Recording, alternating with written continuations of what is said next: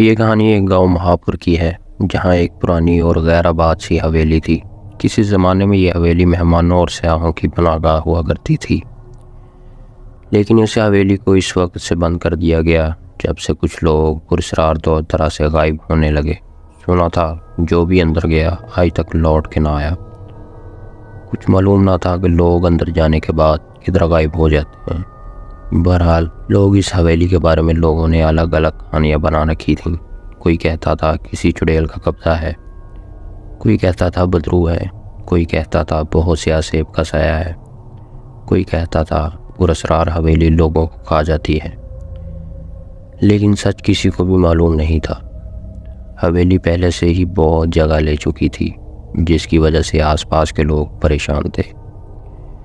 انہوں نے مل بیٹھ کر یہ فیصلہ کیا حویلی کو گرا کر یہاں آبادی کے لیے جگہ بنائی جائے تاکہ یہ کسی کام آ سکے۔ چنانچہ سب لوگوں نے پنچایت میں یہ فیصلہ رکھا۔ اس فیصلے کو حکومت تک پہنچا دیا گیا۔ حکومت نے قبول کر کے اس پراسرار حویلی کو گرانے کا نوٹس جاری کر دیا اور کچھ لوگوں اور مزدوروں کو وہاں حویلی گرانے کے لیے بھیجا، لیکن سنا جاتا ہے کہ آج تک کوئی بھی مزدور اس حویلی سے لوٹ کر نہیں آیا، جس سے لوگ مزید پریشان ہو گئے۔ خبر پھیل گئی۔ جب ڈھونڈنے پر بھی کوئی سراغ نہ ملا تو آخرکار حویلی کے اس راز کا کھوج لگانے کے لیے جاسوس کے ذمہ یہ کام لگا دیا گیا۔ اس کا نام کیس تھا اور وہ اپنے دو ساتھیوں کے ساتھ روانہ ہوا۔ سنا تھا اس نے ایسے کئی معاملے سلجھائے ہوئے ہیں۔ کیس نے یہ خطرہ مول لیا اور لوگوں سے کچھ معلومات لے کر اللہ کا نام لے کر اس پر اسرار حویلی میں داخل ہو گیا۔ کیس اور اس کے ساتھی حویلی میں داخل ہوئے۔ اندر سے حویلی بہت بوسیدہ اور کھنڈر نما تھی۔ ہر طرف مکڑی کے جالے اور کیڑے مکوڑے منڈلا رہے تھے۔ شام کا پہر تھا۔ کیس کے ساتھی گھبرائے ہوئے تھے، لیکن کیس پرسکون تھا کیونکہ شاید اس نے ایسے کئی کیس سلجھائے تھے۔ اندھیرا ہونے کی وجہ سے کیس کے ہاتھ میں ایک ٹارچ تھی۔ تینوں آگے بڑھ رہے تھے۔ حویلی کے درمیان والے کمرے سے کچھ لوگوں کی باتیں کرنے کی آواز آنے لگی۔ کیس نے اسی کمرے کی جانب رخ کیا۔ ابھی وہ دروازہ کھول ہی رہا تھا کہ اچانک پیچھے سے ایک زوردار آواز آئی، جیسے کچھ برتن ٹوٹ گئے ہوں۔ کیس کے ساتھی گھبرا گئے۔ پیچھے مڑ کر دیکھا تو کچھ برتن ٹوٹے پڑے تھے۔ کیس نے کہا شاید کھڑکی سے آ رہی ہوا سے گرے ہوں گے، اور جب کیس نے اس کمرے کا دروازہ کھول کر دیکھا تو عجیب ہی منظر تھا۔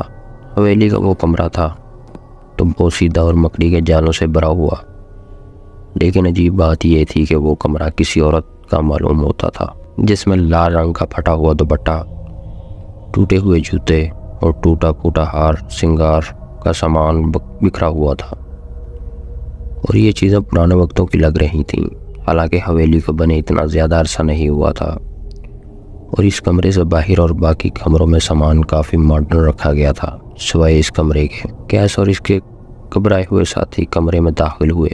کمرے کے بستر پر دو طرح کی گڑیاں پڑی تھی، ایک نہایت ہی خوبصورت سجی ہوئی اور دوسری بد شکل سی ٹوٹی پھوٹی میلی اور جالوں سے بھری ہوئی۔ خوبصورت گڑیا میں انتہا کشش تھی، جیسے وہ اپنی طرف کھینچ رہی ہو کہ مجھے اٹھا کر دیکھو۔ کیس کے ساتھی نے وہ گڑیا اٹھانا چاہی، مگر کیس نے روک لیا کہ نہ اٹھانا، اس گڑیا میں ایسا کچھ نہیں جو ہم یہاں پکڑ کر کھڑے رہیں۔ وہ وہیں موجود ہی تھے کہ کمرے کا دروازہ بند اور کھلنے لگا۔ کیس کے ساتھی دروازے کی طرف بھاگے۔ کیس نے کہا مت بھاگو، لیکن انہوں نے ایک نہ سنی۔ کمرے سے تو باہر نکل گئے، مگر جب وہ حویلی کی مین گیٹ کی طرف بھاگے تو مین گیٹ بند ہو گیا اور دونوں وہیں رک گئے۔ دروازہ بند ہو گیا۔ کیس اور ان کے پاس آیا۔ ان تینوں نے ابھی خود کو سنبھالا ہی تھا کہ واضح قطرے گرنے لگے۔ کیس کی نظر سیڑھیوں پہ پڑی۔ وہ منظر دیکھ کر تینوں کی سانسیں اوپر کی اوپر اور نیچے کی نیچے رہ گئیں۔ کئی کٹے ہوئے انسانی سر چھت سے لٹک رہے تھے اور ان میں سے خون کے قطرے گر رہے ہیں، اور خون جو زمین پہ گرا ہے اس کا رخ اسی کمرے کی جانب تھا۔ وہ حیران و پریشان کھڑے تھے۔ کیس یہ دیکھنے کے لیے کمرے میں داخل ہوا کہ خون کا رخ اس کمرے کی جانب کیوں ہے۔ وہ خون کمرے کے فرش پر جاتا، غائب ہو جاتا۔ اسی دوران کیس کے ساتھیوں پہ حملہ ہوا۔ کسی چیز نے دونوں کی گردنوں سے پکڑا اور گھسیٹتے ہوئے کمرے سے باہر لے گئی۔ کیس دوستوں کو بچانے کے لیے باہر نکلنے لگا تو پیچھے سے ایک بھیانک سی آواز آئی، رک جاؤ کیس۔ کیس نے دیکھا تو ایک بدنما اور خوفناک سی لڑکی کھڑی تھی۔ اس کی آنکھیں سرخ تھیں، بال سیاہ اور لمبے، رنگ سانولا اور شکل بھیانک۔ کیس سمجھ گیا کہ یہ کوئی جنات یا روح ہے۔ اس نے منہ میں کچھ بھرنا شروع کیا تو لڑکی تڑپنے اور چیخنے لگی۔ کیس نے پوچھا، بتاؤ کہاں ہیں وہ لوگ جو اس حویلی میں آئے تھے، جو غائب ہو گئے، وہ سب کہاں ہیں؟ کیا کیا تم نے ان کے ساتھ؟ وہ چیختے ہوئے بولی، یہ پڑھنا بند کرو، بتاتی ہوں، سب بتاتی ہوں، میں تمہیں نقصان نہیں پہنچاؤں گی۔ کیس خاموش ہو گیا۔ وہ لڑکی اپنی کہانی بیان کرنے لگی۔ بہت عرصہ پہلے کی بات ہے، میرے ابو تاجر تھے اور بہت امیر تھے۔ ان کی 2 بیٹیاں تھیں، ایک میں اور ایک میری بہن۔ قدرت کی مرضی تھی کہ میری چھوٹی بہن بے حد خوبصورت تھی اور اس کے برعکس میں انتہائی بدصورت اور کالی تھی۔ لیکن میں بڑی تھی، اس لیے والدین نے میرا رشتہ طے کیا۔ جس دن رشتے والے مجھے دیکھنے کے لیے آئے، انہوں نے مجھے ٹھکرا کر میری خوبصورت بہن کا ہاتھ مانگ لیا۔ میرے ارمان ٹوٹ گئے اور وہ خوبصورت تھی، اس کی شادی ہو گئی۔ یہ کیوں ہوا؟ صرف میری شکل و صورت کی وجہ سے۔ عمر گزرتی گئی، رشتہ نہ ہوا۔ آخرکار والدین نے تنگ آ کر رشتہ ڈھونڈنا بند کر دیا۔ ابو کی جائیداد کا کوئی وارث نہ تھا، صرف 2 بیٹیاں تھیں جن میں جائیداد برابر کی تقسیم ہونی تھی۔ لیکن ابو ساری جائیداد میری چھوٹی بہن کو دینا چاہتے تھے کیونکہ وہ میری بہن کے شوہر کے ساتھ کاروبار کو بڑھانا چاہتے تھے۔ لیکن میرے حقوق کا کیا؟ میں نے ابو سے مطالبہ کیا کہ شادی نہیں ہوتی تو نہ میری، تو ایسا کریں، آپ مجھے میرا حصہ دے دیں، میں کسی اور ملک جا کر اعلیٰ تعلیم حاصل کر کے اپنا پیٹ اکیلے ہی پال لوں گی۔ لیکن ابو نے لالچ میں آ کر ساری جائیداد میری خوبصورت بہن کے نام کر دی اور مجھے ٹھوکر مار کر گھر سے باہر نکال دیا۔ جب میں نے اپنے حق کے لیے آواز اٹھائی تو سب کو لگا میں ان کے لیے خطرہ ہوں۔ میری بہن نے، اپنے شوہر اور گھر والوں نے مل کر مجھے اسی جگہ جہاں پر اب یہ کمرہ ہے زندہ دفن کر دیا۔